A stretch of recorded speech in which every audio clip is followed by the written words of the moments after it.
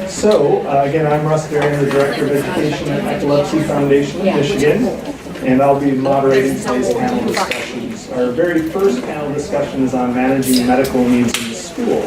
And we're pleased to have with us today Dr. Rajkumar Agarwal, who is a pediatric epileptologist at Children's Hospital of Michigan, Cindy Handford, who is our nurse and our Education and Advocacy Specialist at Epilepsy Foundation of Michigan. I'm sure many of you have talked with Cindy already. And then Terri Czerwinski, who is a school nurse and health consultant at RESA. So thank you all for joining us today, and excited to dive into this topic. So I actually did the math. I sat down and tried to do the math. And school-age children spend about a quarter of their waking lives in school. So that's pretty significant. So for most students with epilepsy, that means that roughly a quarter of their daytime seizures are going to be taking place at school. In addition, many of the medication side effects, changes in seizure patterns, seizure triggers, and other consequences of epilepsy will all be experienced at school. So with this in mind, it's really important for school personnel to recognize and respond appropriately to seizures and other medical needs, to be on the lookout for physical, emotional, cognitive, and behavioral changes that may be associated with epilepsy and its treatment, and then also to communicate these observations effectively to the parents and the family. So a lot of these responsibilities can be spelled out in a seizure response plan or a seizure action plan. And Dr. Agarwal, can you review what information should be included in the seizure action plan and who should be involved in creating it, and then how parents can ensure that the instructions in the plan are followed? Good morning, everyone. Am I audible? Hello. Thanks, Russ, for the warm introduction. Welcome everybody to this conference. I see a good crowd here. So, as I was talking to Russ, there's a lot of need for a conference like this to share information about epilepsy, especially the school needs kids with epilepsy. Now, as Russ said, a child with epilepsy spends a lot of time at school, which makes it very important for the school personnel to feel comfortable and confident in handling a seizure. The seizure action plan is one such document that provides important information to the school about the seizure-related needs of a child. It is a good way for everybody to be on the same page as far as management of seizure is concerned. The plan is devised primarily by collaboration between the parent as well as the treating physician, which could be the neurologist or the pediatrician. So the parent and the physician work together to kind of come up with what works the best individually for that particular child. There's a lot of different things that would be a part of the seizure action plan. First and foremost, the school needs to know whom to contact in case of emergency. Is it going to be mom, is it going to be dad, or a grandparent? What is the best phone number to reach them during business hours? They would want information about the treating physician. If there's a question about treatment, who should be contacted? What is the right phone number to reach them?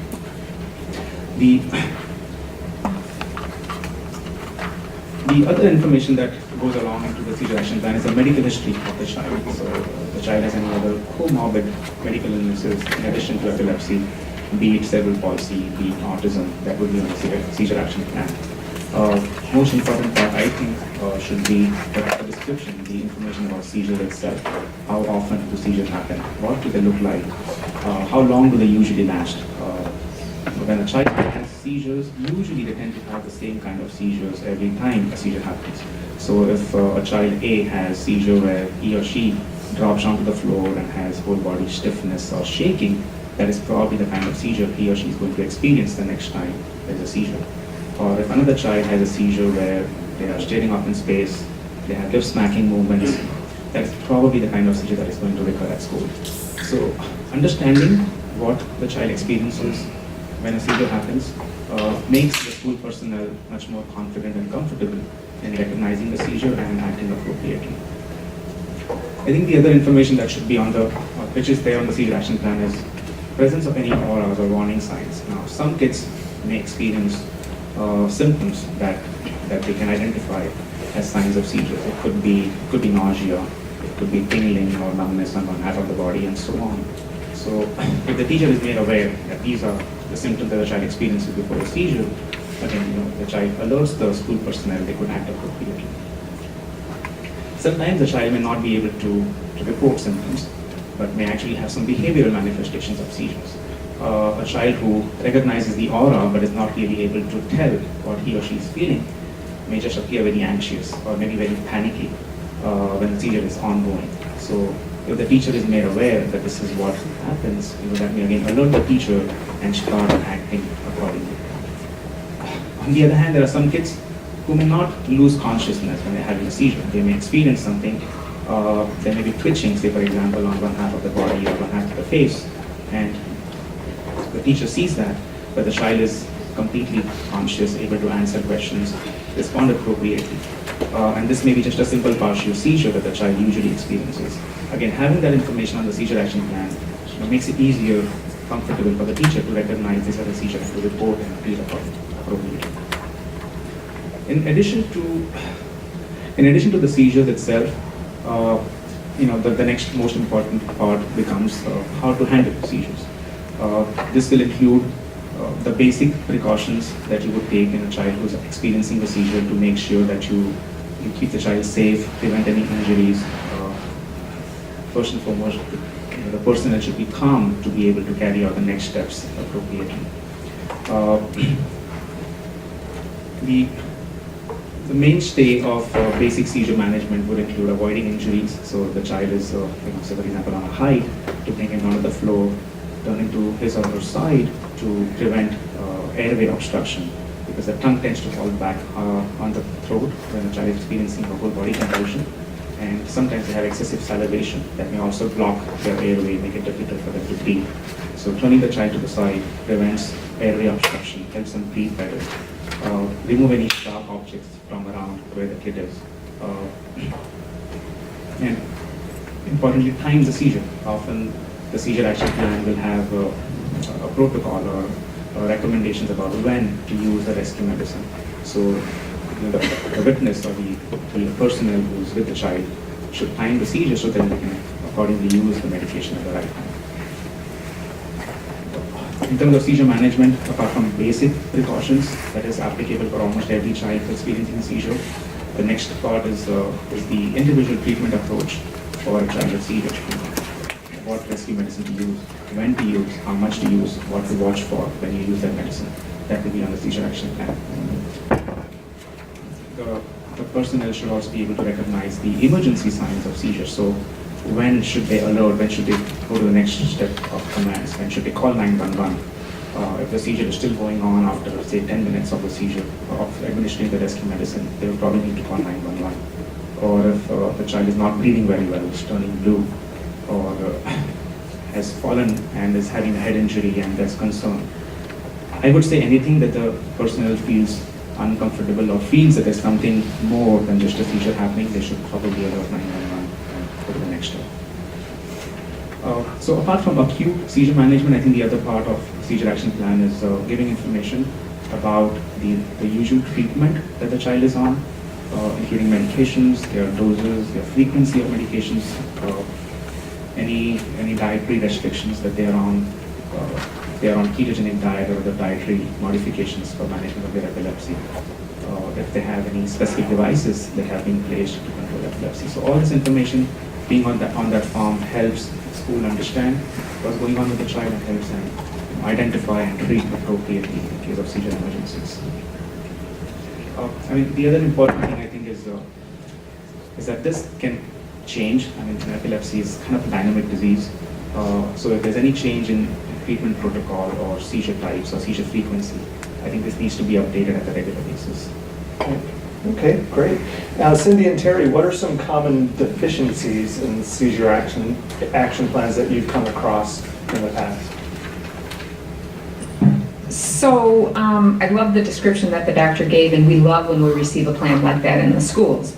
In reality, some key information is typically missing. A good description of what the seizures look like, that's often missing. And if there isn't a nurse in the building that can meet with the parent and ask the appropriate questions, it's hard to get that information to share with school staff.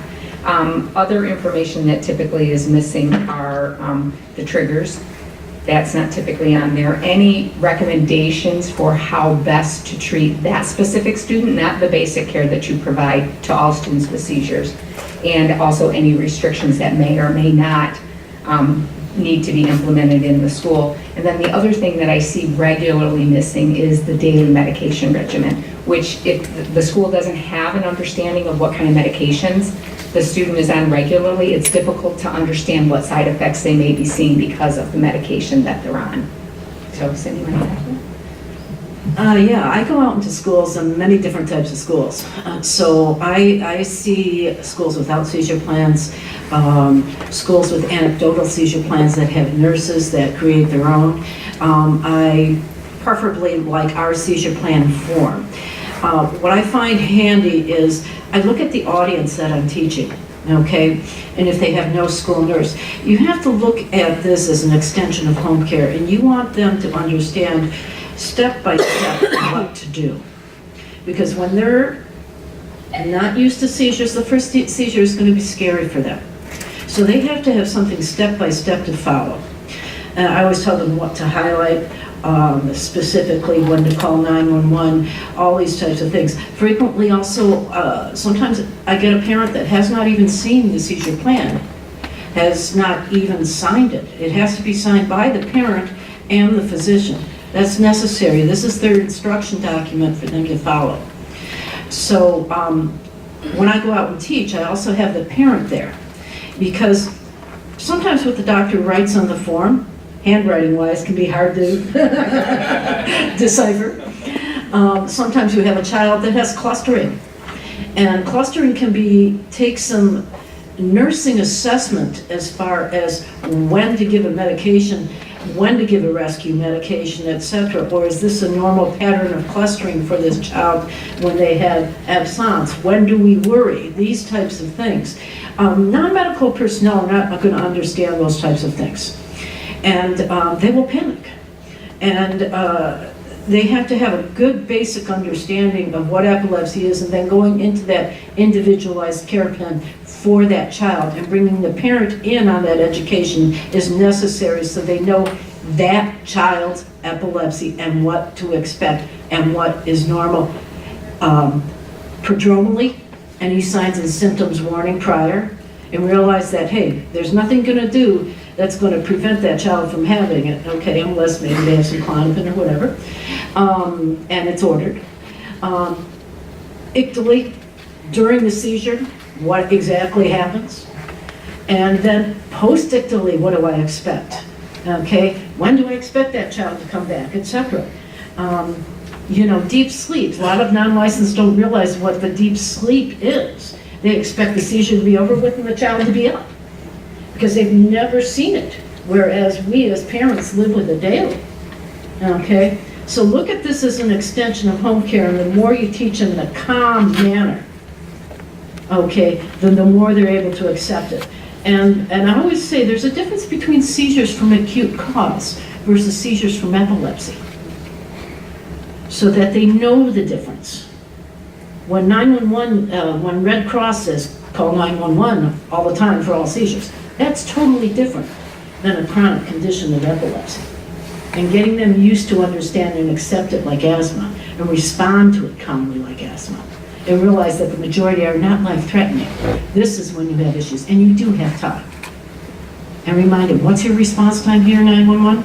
And that's going to be an adjustment as far as when they call 911. If I just came from the UP, okay? 911 can be, 45-minute response there in a 2-hour delivery, okay? In Detroit, what's 911 response time is. So a lot of that I talk to about them and get them used to it and know what they expect in their system to keep them calm, okay? Right. So I think that all can be supported also by, Cindy does trainings in the schools, our Seizure Smart program, so anytime you want to reinforce the information in that seizure action plan, Cindy can help to do that and make them more comfortable with the idea. parents, you are a teaching tool. That's Right. the seizure plan. You have to be part of that. Right, right. And we do, in your binder also, there is a copy of our seizure action plan, which you can certainly use, and you can always email us for an electronic version of that. Cindy or Terry, can you briefly review the laws that pertain to administration of medication in the school and why it's important to have a specific school personnel designated to and trained to respond to emergencies? Sure. So it's interesting, in Michigan, things that can only be done by a registered nurse in a hospital setting can be done by a layperson in the schools. They are required to receive training from a medical professional, either a registered nurse, a physician's assistant, nurse practitioner. And if they're not a licensed registered nurse working in the school, they must work in a two-person team when they're providing support to students, especially if those students have medication ordered. So all of our kids with seizures would receive routine care from a two-person system. The exception to that two-person system is when we're talking about an emergency. So if emergency medication is to be administered, then a person that has received training can administer that without a second trained person present. In reality, when we have emergencies in the school setting, that's when we have the most people available. Where we have the fewest people available is when we're providing that routine daily care. So those are the basics of what the state law actually says. Of course, there's a whole slew of best practices that also go along with medication administration and supporting students with chronic health conditions in the schools. And in Michigan, I'm so sad to say that we fall very short because the number of school nurses in Michigan is the worst in the country. So to Cindy's point about the parent being part of the process, absolutely we need the parent to be part of the process, but one thing I always want parents to know is that it is not your responsibility to provide the training. I know many parents are not comfortable providing training. That is not your role. What your role is insisting that a medical professional be brought into the school if they do not have a school nurse available. Somebody like Cindy from the Epilepsy Foundation, somebody like me from the regional ISD, the Education Support Agency. It can be somebody from your family if they're comfortable and they are a medical professional. Talk to your physician about the plan that's been developed and who they recommend could go into the school. It's your responsibility to be part of that process, not to deliver that process. Great. Yeah, there are, last night I looked up the number of the laws, but Michigan Law Section 380.1117A, okay, basically you gave a great overview of it without me technically getting into it every day. Yeah, but it's a law that they revised that includes the EpiPen and everything like that now. But it talks about liability, and schools want to know about liability, and this exempts them from liability if they have three things: if they have the parent's permission, if they have the prescription, and if they have the consent. Parent gives consent for non-licensed to give medication in schools. It also talks about administration designating and their ability to designate. Now, the Michigan school nurses will differentiate between that and delegation and talk about what's delegation and designation. But if you don't have a school nurse, okay, and if they're giving EpiPens, okay, I say, if you're giving an EpiPen, you can't discriminate against other medications and other disorders. Okay, that's federal law for me. Okay, that involves 504 law. That means you're entitled to education. So with a disability. But anyways, if you look up the Michigan Department of Education and the Michigan Department of Community Health Administration of Schools, of Meds in Schools, the Model School Nurse Guideline, it talks just about what the school should be doing, okay? And encourage schools to develop this type of model, okay? Who's being responsible for the medical forms, the creation of them, obtaining them from the parent, notifying the parent of what's needed for these things. A lot of times it falls on the secretary, and I get the secretary saying, well, it's not my job. Well, whose is it? Okay, someone has to be in there and doing that. But what Terry says is they have to be taught by licensed personnel. And schools don't want to give time to teaching. She has a wonderful program that's recommended in the model school guideline that anybody who's dealing with the meds should take. It's a 4 hour program. It's a full day now. Now it's a full Yeah. day. Okay, well, you've got the practical with it too. But anybody should be taking that.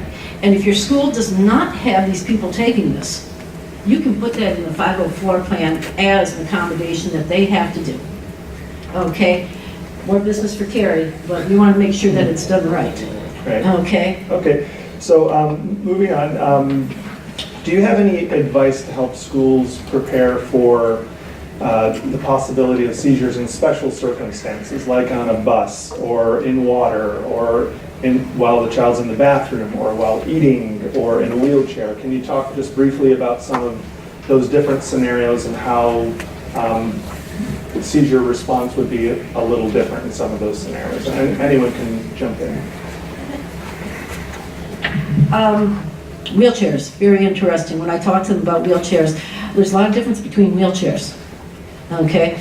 Epilepsy Australia has a nice poster on responding to seizures in wheelchairs, and they talk about the different types of wheelchairs.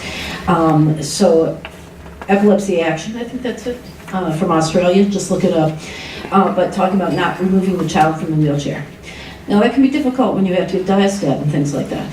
So I talked to them about looking at the wheelchair. Is the arm removable? What type is it? Is it tilt? Can you get the child back and lay them on their side? Can you remove the arm? Can you use a slide board, okay, to ease this child down to the ground if you need to, okay, to get them on their side? All these types of things. But now we have RESA.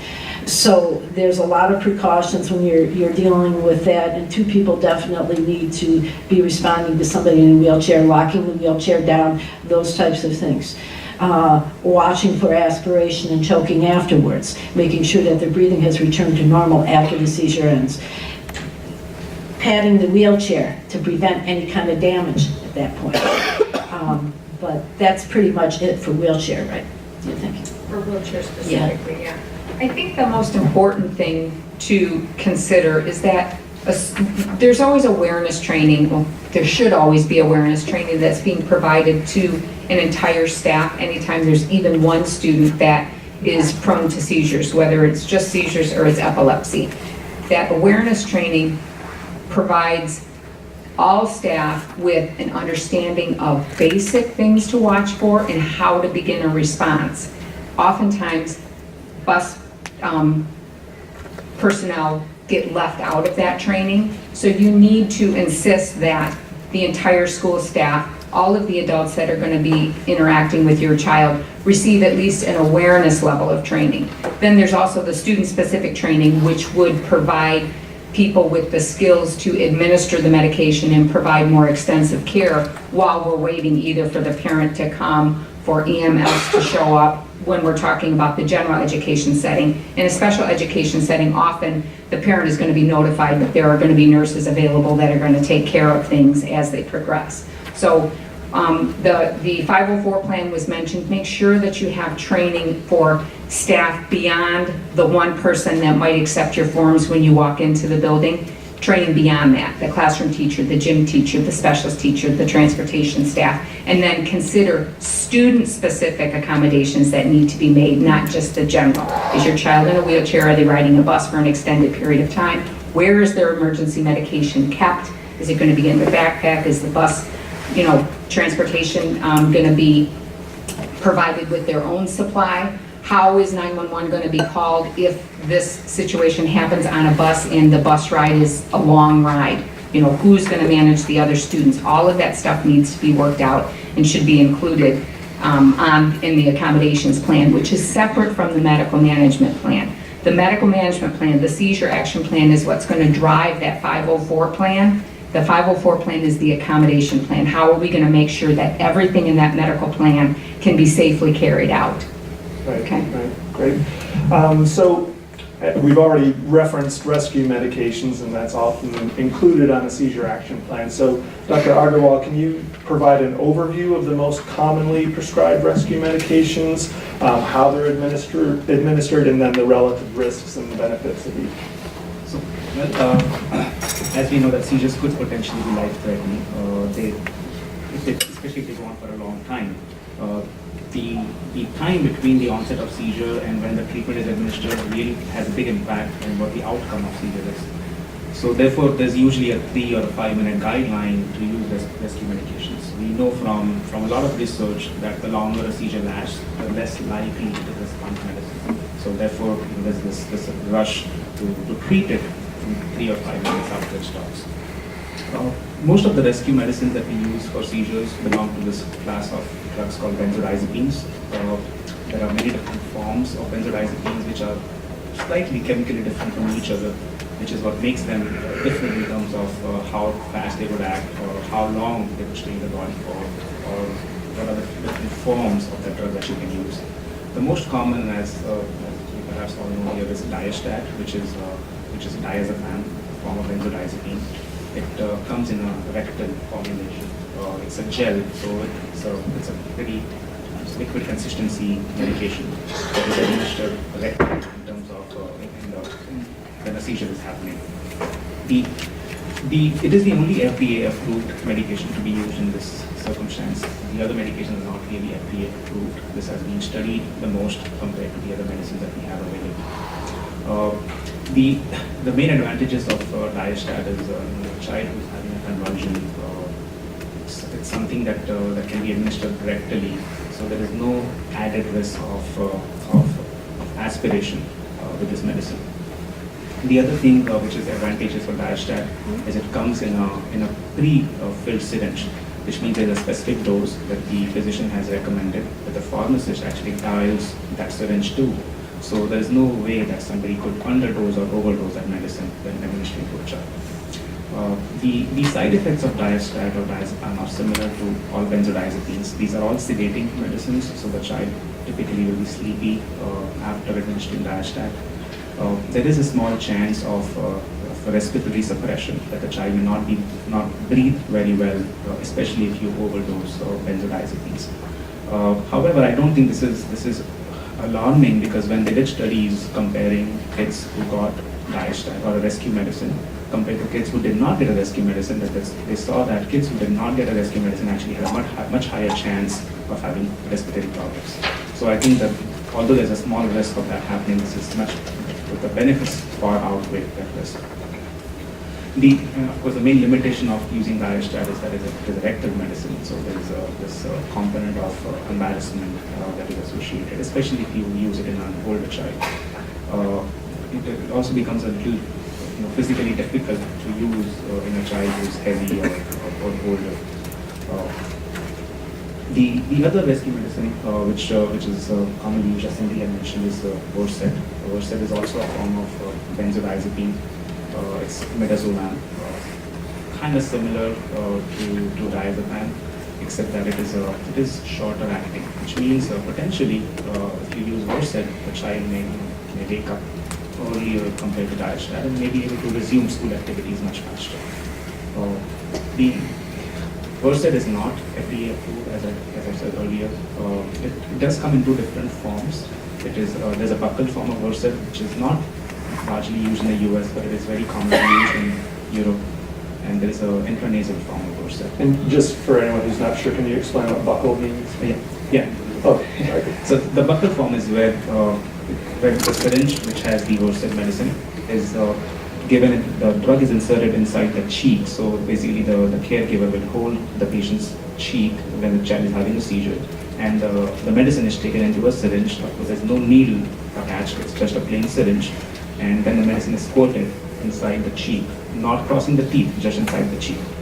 And then you would hold the mouth shut if you can to prevent the drug from drooling out. It's easy to administer, but the main disadvantage of a buccal route or an oral route of medicine is that if a child is having a lot of drooling, the medicine will probably come out. If the child tends to have vomiting, either during or after the seizure, there's a chance the medicine may come out. The other way that that Versed can be administered is intranasally, so inside the nostrils. This is again not FDA approved, but there are many pharmacies which are now providing the intranasal form of Versed. So this does come in a pre-filled syringe, so that way it's kind of safer. You can't underdose or overdose it. There is a small part called atomizer which is attached to the front of the syringe. So there's a syringe and there's a small conical part called atomizer that sits in front of the syringe, and when the parent or the caregiver is administering the nasal Versed, basically the syringe sits here and the atomizer blocks the nostril, and then the medicine is pushed inside. What the atomizer does, it prevents the medicine from coming out of the nostril, and also it instead of a thin stream of medicine where everything will go to one spot, it squirts the medicine like a shower. So there's a lot larger area that is exposed to the medicine, so it's absorbed much more quickly. Again, it's a relatively easier route to use as far as administering it is concerned. But in kids who have excessive nasal stuffiness, if they have a upper respiratory tract infection, they're all congested, or they have chronic rhinitis causing congestion, that may not be the best route because it may not get absorbed the way you would like it to. The other forms of rescue medicine include clonazepam or clonopin. Comes in an oral dispersible tablet, which is a thin wafer-like tablet. Now, compared to Versed, which can also be given in the mouth, this is a pill, so it is not a syringe. The provider has to actually insert the tablet inside the cheek.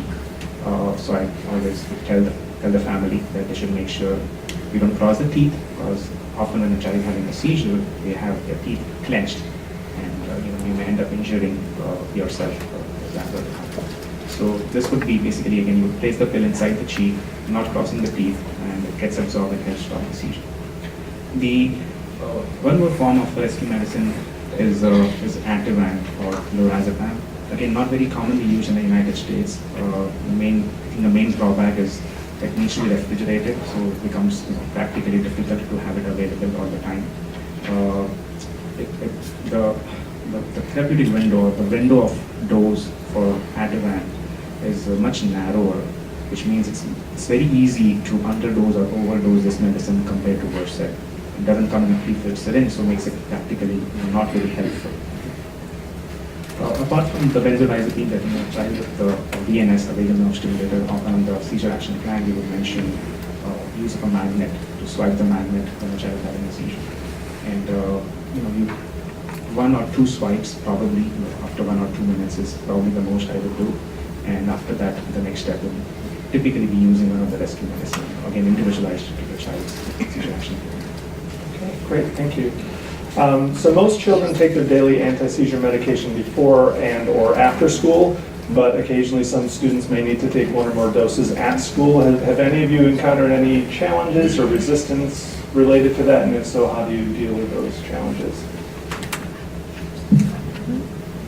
Well, the only time I've developed resistance is with the MAR and who is creating it for administration. It's a medication administration record. And who's going to do it usually falls upon the secretary to give it. Again, cannabidiol is something that, yes, we can't have in federal programs. I've had that as being a problem, parents expecting that to be given during the daytime. So really, I've not had any resistance with kids getting the regular dosages of medications. Usually, the emergency rescue meds really have the issue. Yeah, I would say that probably the biggest thing is just helping school staff understand that these medications need to be given timely.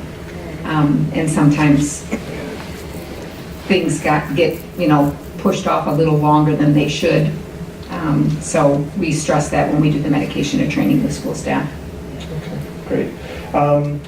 So as some people are probably familiar, seizures can sometimes prompt an overreaction by school staff, either maybe not allowing kids to participate in certain activities, or sending the child home after every seizure, or maybe making all the other kids go out of the room every time they have a seizure.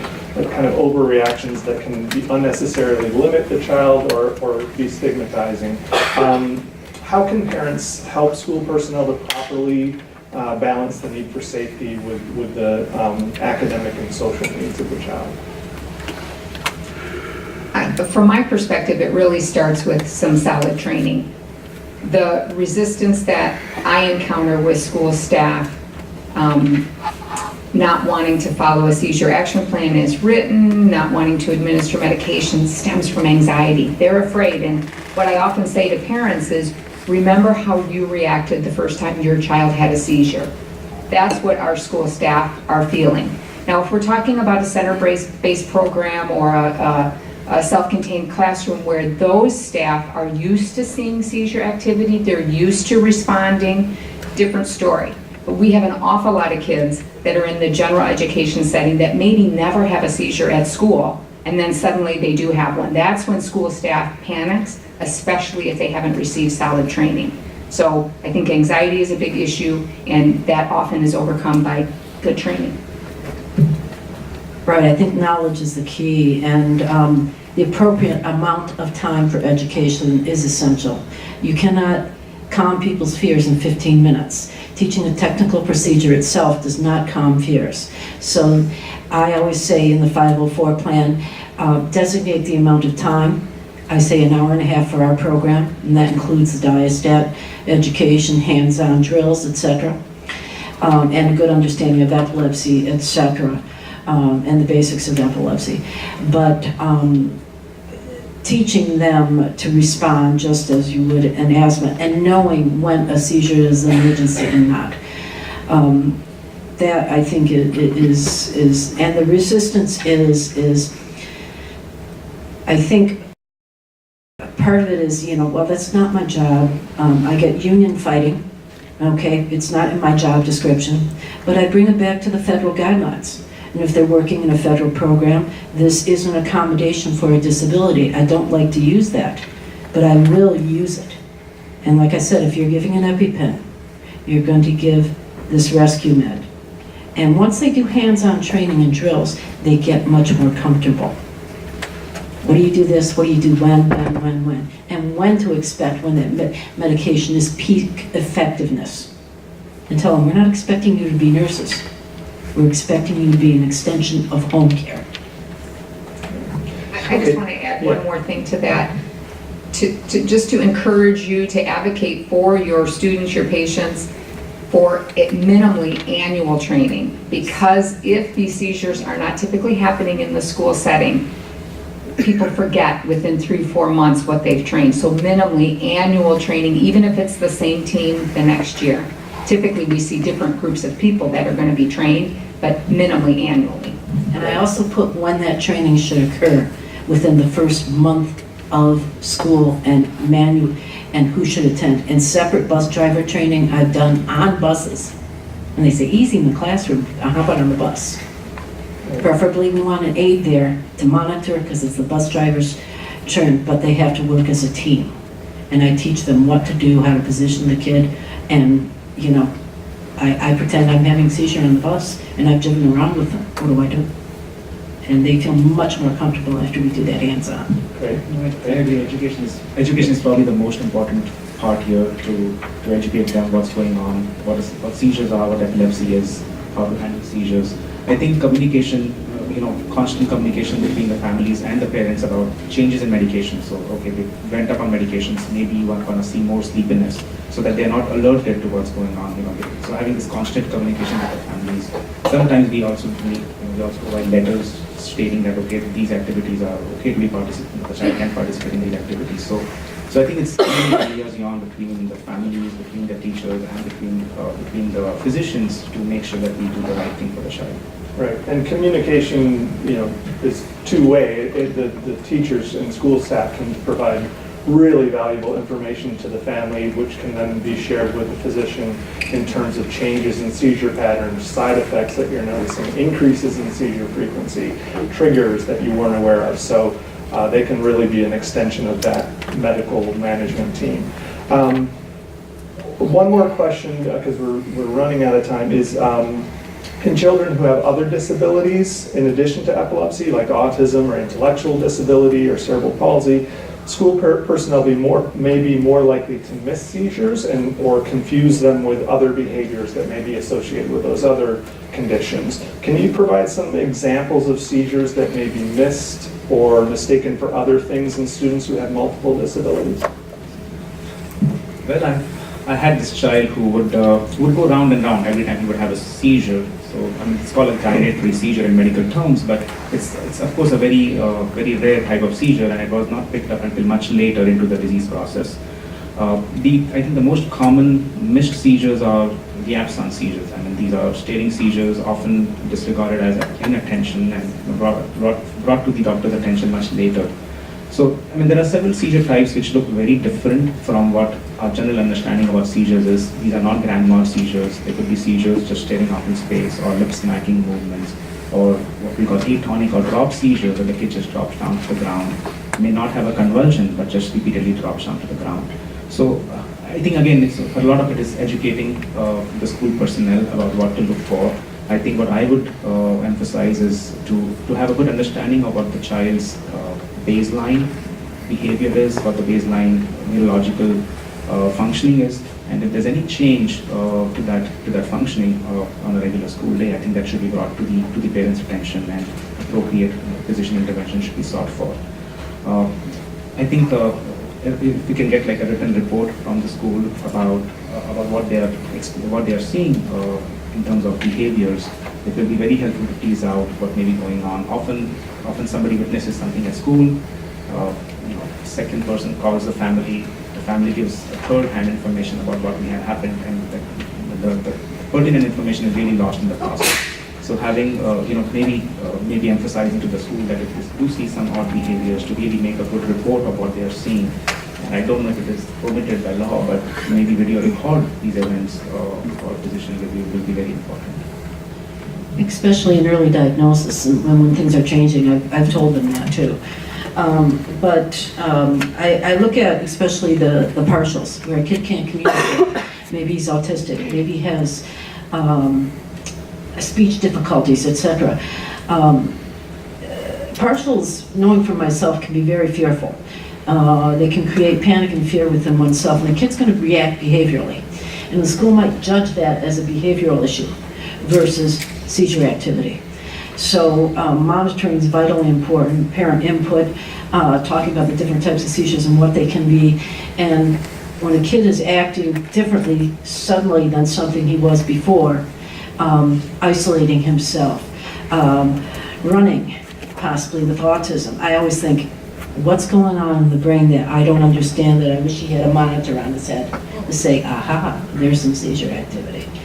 I always suspect that it possibly can. Apathy, okay? Apathy, it might be side effects of medication, or it might be post-ictal from seizure. Behavior issues, non-motivation, avoidance, isolating themselves. Is something happening that's going on? As I tell people, we don't walk around with monitors on our heads to go, that's what that is right now. Okay, I always give it the benefit of the doubt rather than something that's willful the child is doing. Terry, anything to add? Just that getting feedback from the school, I know, is critically important, but I also know that can be really difficult for school staff to accomplish, sending the report to the parent to provide to the neurology team. What I recommend to the schools that I work with is that they use the seizure observation record, and they note anything that, even if it's not a seizure, they don't think it's a seizure, note anything that's different than what they typically see from this child. It's an easy form to complete. They can copy it and give it to the parent to share with the provider. So I would encourage you all to provide your schools with that form as well. I love that form, especially the updated version of it. It's a great form and an easy communication tool. One last thing is, we as medical professionals are used, and older people are used to wearing watches. People in schools are not used to wearing watches. And the clocks aren't right either. And the clocks are not right. So I always tell them, one, okay, to keep yourself calm, part of your uniform is a watch. Okay, you do not want to be fumbling for your cell phone, looking up there while trying to monitor that child at the same time, because the watch is what's going to keep you calm and accurate. And you can monitor the child. And I have a cheat sheet on times, and that keeps them calm too, because what seems like an hour may have only been 15 seconds. And that's a big difference in seizure activity. Okay.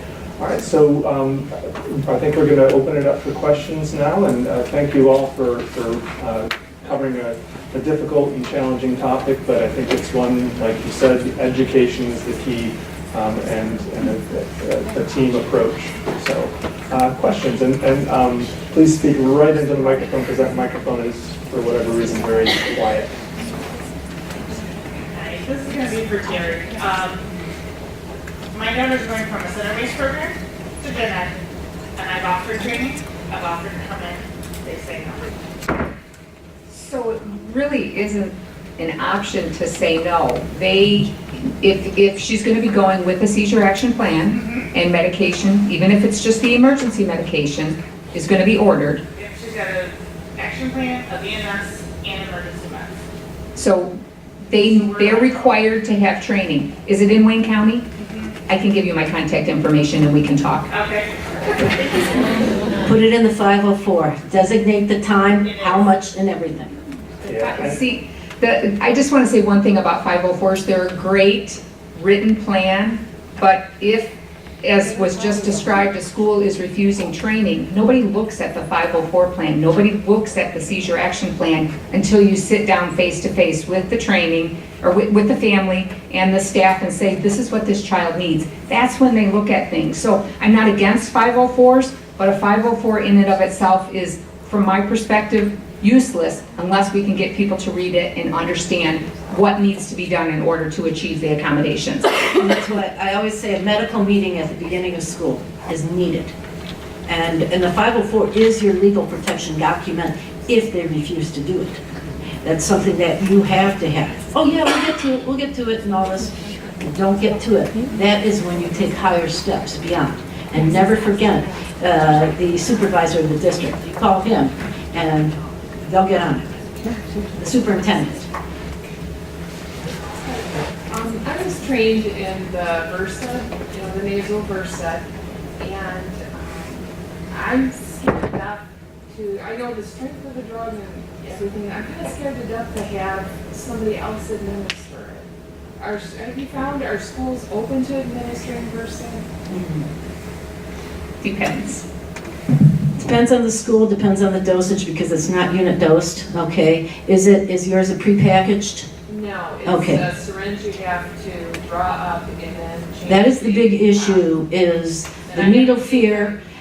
If it's properly taught is one thing. When we used to give insulin long days ago, we used to have everybody double check our insulin dose because of it. So you have to have safeguards in there as far as double checking, etc. And remember, it clears out the system pretty fast. And a lot of times they say, well, they have to have that first dose at home. Well, maybe they've never had the use of it. So I always say call 911. When you give it for the first time, call the parent. She can refuse transport, all that type of thing. So you attend the training. I do hands-on with the draw-up. I do a scoop needle technique of picking it up without having to recap the needle, all those types of things.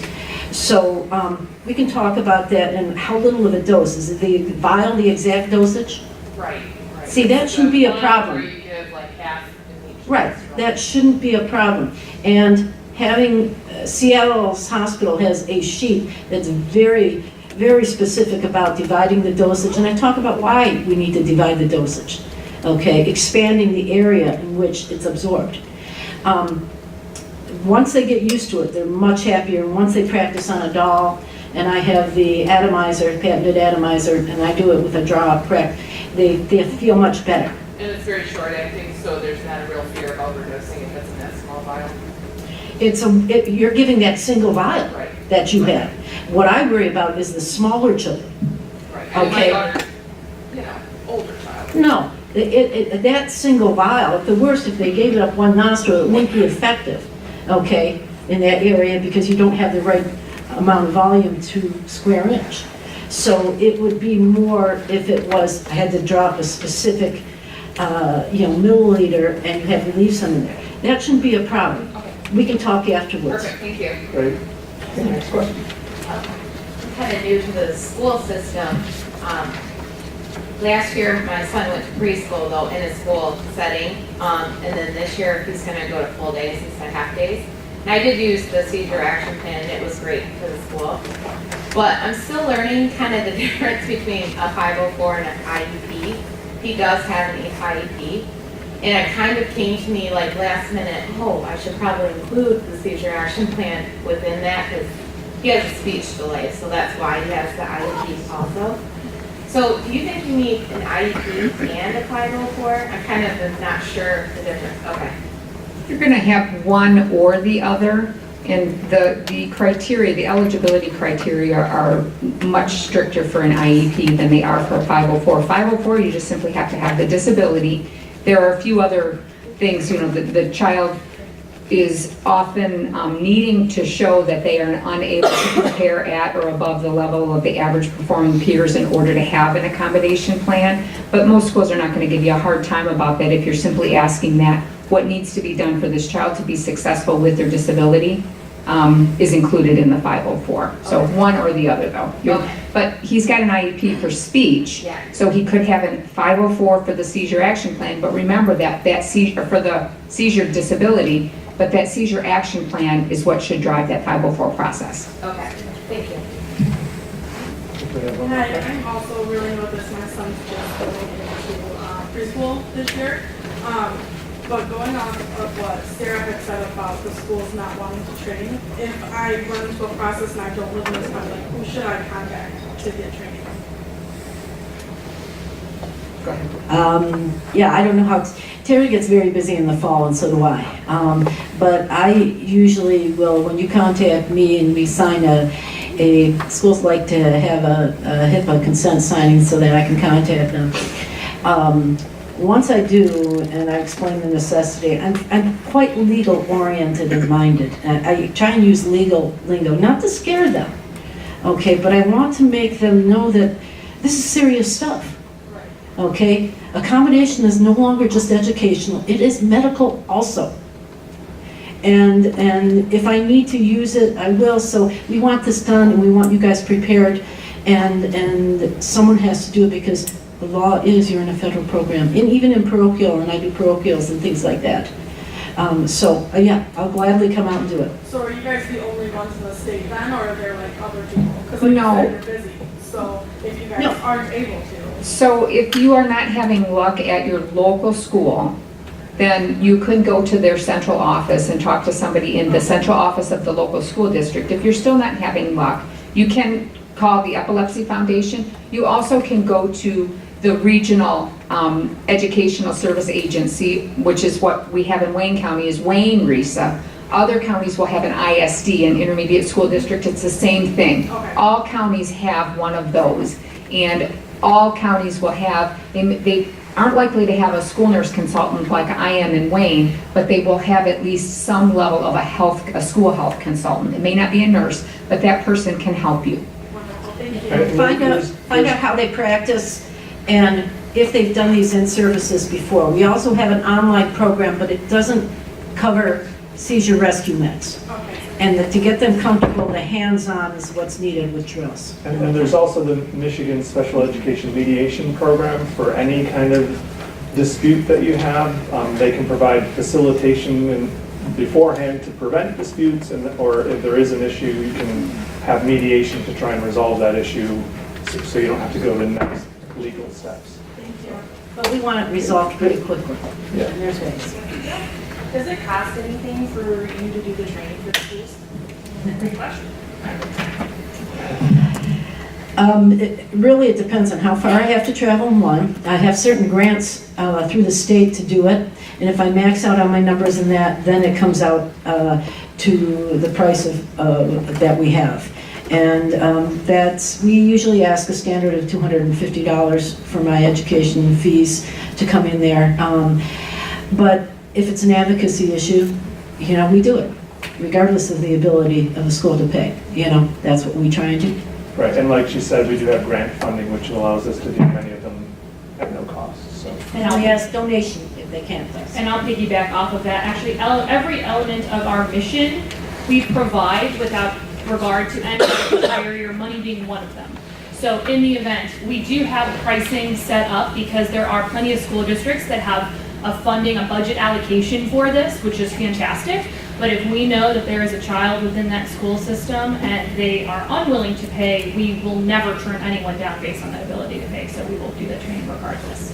And some schools call me regularly, and they pay regularly. They know what my fees are, and I can set it up with them because they don't have a school nurse or a district nurse to deal with that. So they call me for transportation, and they call me for a lot of them. So with regard to funding or costs within the school system itself, schools are required, as we've talked about a number of times, to accommodate the needs of all of our kids that have chronic health conditions.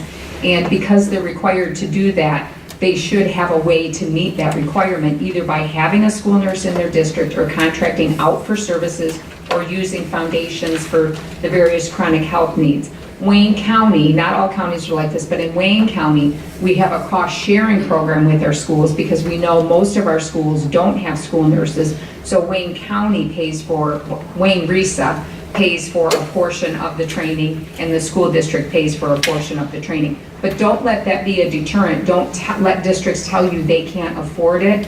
They are required to make sure that your child is as safe as possible at school, and without that training, they can't say that they're doing everything they can to keep your child safe. It's a small amount of money that they're being asked to pay regardless of what route they take. Epilepsy Foundation, a private contracting nurse, whatever. And it's like affording a laptop if your child needs it. It's like affording physical therapy if your child needs it. It is a need. It's an accommodation that is necessary for them to fully be educated and feel safe and comfortable. And you feel safe and comfortable that your child is being well taken care of for. Great. Well, I think we're going to transition on to lunch. So thank you so much for participating in this